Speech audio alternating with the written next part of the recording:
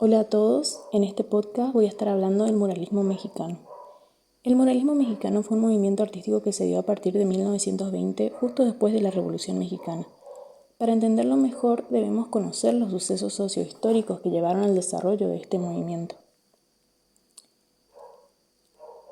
La Revolución Mexicana fue un conflicto armado y social que transformó México. Uno de los principales motivos era desplazar la dictadura de Porfirio Díaz, quien vemos ahí en la diapositiva en la imagen central, quien estuvo más de 30 años en el poder. También el país se veía afectado por la desigualdad social y económica, las limitaciones políticas y la falta de libertades. Luego del golpe de Estado, Porfirio Díaz asume bajo elecciones democráticas Francisco Madero, quien también después es desplazado del poder por un golpe de Estado y también lo matan. A partir de ahí se produce una lucha por el poder, con una serie de enfrentamientos y guerras y un ambiente de malestar general que se prolongó hasta 1920. Algunos historiadores también afirman que el fin de la Revolución Mexicana es en 1917 con la promulgación de la Constitución Nacional, aunque otros también afirman que termina la Revolución en 1920, ya que siguió habiendo enfrentamientos así intermitentes por mucho tiempo más.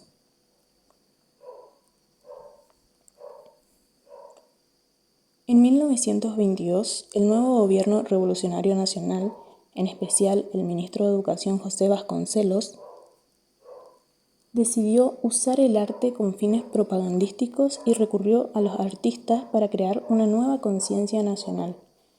Para ellos les encomendó a esos artistas que se centraran en la vida de los oprimidos, que potenciaran la confianza en el país y que realzaran el optimismo del Nuevo México frente a la opresión y la injusticia que existían antes de la Revolución y después también. Los artistas más destacados del movimiento muralista mexicano fueron José Clemente Orozco, Diego Rivera y David Alfaro Siqueiros. El nuevo gobierno encargó a dichos artistas que produjeran un gran número de murales que resultaran accesibles a toda la población y enfatizaran los puntos fuertes de México. Lo que el gobierno quería era lograr transmitir mensajes sociopolíticos a todo el mundo, incluso a los analfabetos. Debían contener narraciones claras y sencillas para poder ser entendidos fácilmente por cualquier espectador. La mayoría de los murales se pintó en espacios públicos de la capital y en Guadalajara, que es la segunda ciudad más grande de México. El muralismo se patrocinó con ciencia, pues era una forma de arte tradicional establecida en México que jamás había desaparecido por completo, ya que estaba presente en el pasado indígena. Por ejemplo, las pinturas murales formaban parte de la cultura maya y también estuvieron presentes más tarde en las iglesias barrocas españolas. Todos estos artistas mezclaron influencias tradicionales y modernas y cada uno se las ingenió para hallar modos individuales para responder a la demanda del programa político y crear una obra mexicana, pero también universal, decorativa, educativa e inspiradora. Diego Rivera, por ejemplo, fue el líder del movimiento y se inspiraba en el arte moderno y prehispánico. En sus murales y frescos incluyó elementos de las culturas precolombinas, al tiempo que incorporó varias técnicas cubistas, como sabemos que él había vivido un tiempo en Europa y colaboró con varios artistas como Picasso y Juan Gris, donde desarrolló su propia forma colorida y descarada del cubismo sintético. Otros de los elementos que tomó del cubismo fue basar sus composiciones en retículas diagonales y no usar la perspectiva tradicional.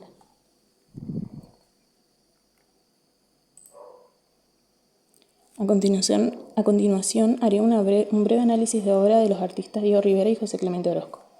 Esta obra se llama Sueño de una tarde dominical en la Alameda Central y es una síntesis de los 400 años de la historia de México, desde la conquista española hasta la modernidad, plasmada en una serie de acontecimientos y personajes claves.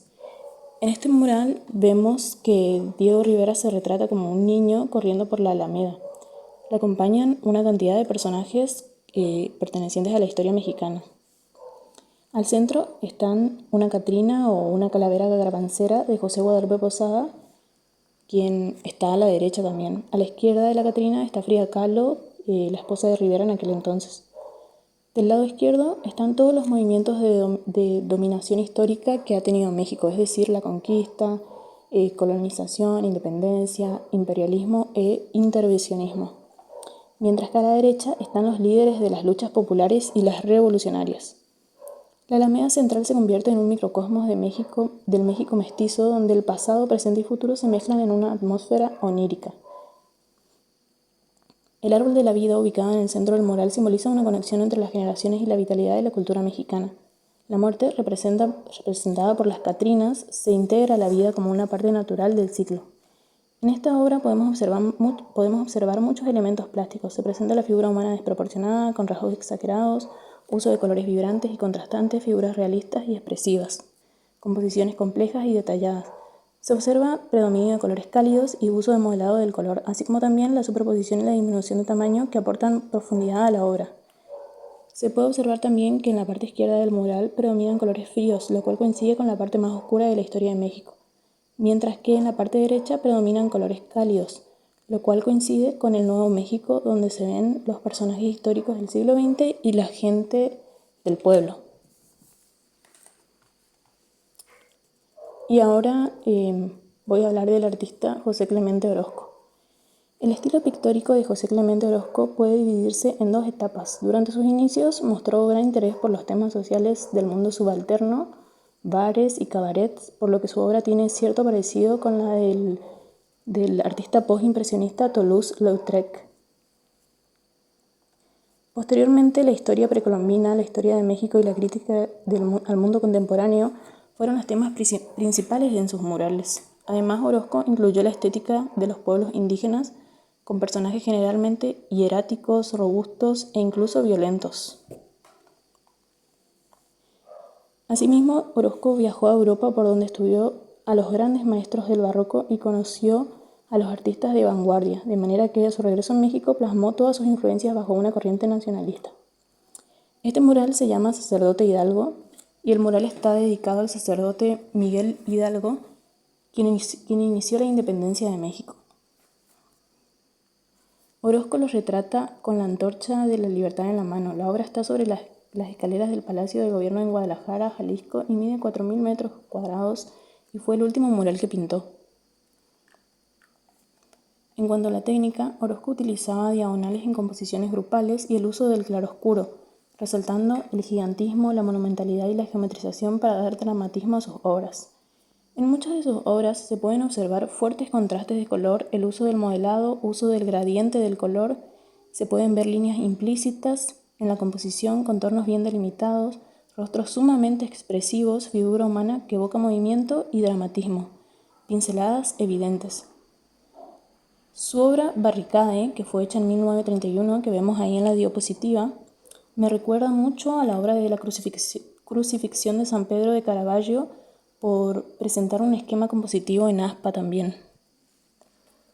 Se pueden ver también características similares en cuanto al manejo del color, de la expresividad en los cuerpos.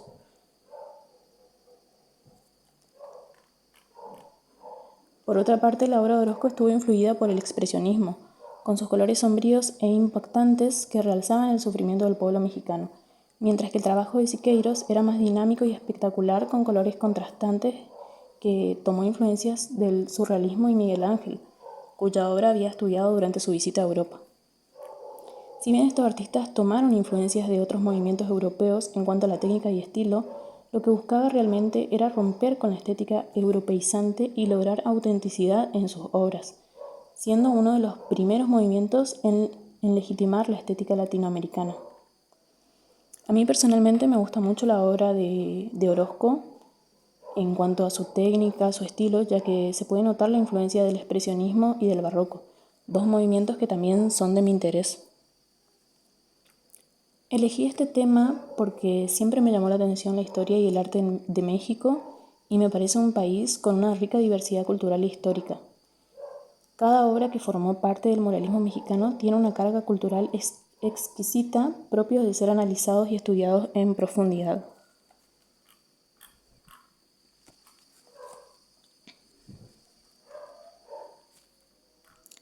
Claramente me faltaron muchas obras por añadir, pero tomé esas dos que fueron dos obras que me llamaron mucho la atención por toda la carga cultural que contienen, la historia Y la verdad que son obras muy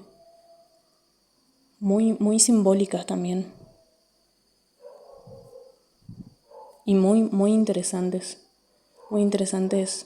para analizarlas, para verlas, desde el punto de vista histórico también, claro. Muchas de estas obras que pertenecieron al muralismo mexicano cuentan historias, nos sirven también para educarnos, para comprender muchas cosas, para analizar, para reflexionar y, y nada, para generar una crítica constructiva. Muchas gracias.